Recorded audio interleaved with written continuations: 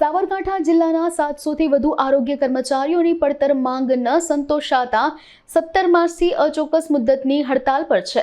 તેમણે સરકાર અને મંત્રી સામે રજૂઆતો કરી હોવા છતાં ઉકેલ ન આવ્યા હોવાના આક્ષેપો કરવામાં આવ્યા હતા। ત્યારે આરોગ્ય વિભાગ દ્વારા 20 માર્ચથી નોટિસ આપી કામગીરી શરૂ કરવામાં આવી છે, જેમાં 531 કર્મચારીઓને સેવાતુર કરવામાં આવી છે, જેના કારણે 117 હાજર થયા હતા, જેમાંથી 7 કર્મચારીઓને ટર્મિનેટ કરવામાં આવ્યા છે।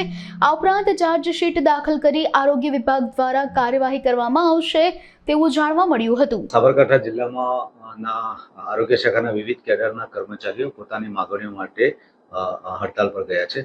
તે અનુસંધાને આ તમામ કર્મચારીઓ 17 તારીખથી હડતાલ પર ગયા હતા। તે અનુસંધાને 20 તારીખે આ કર્મચારીઓ પર કામગીરી કરવામાં આવી છે।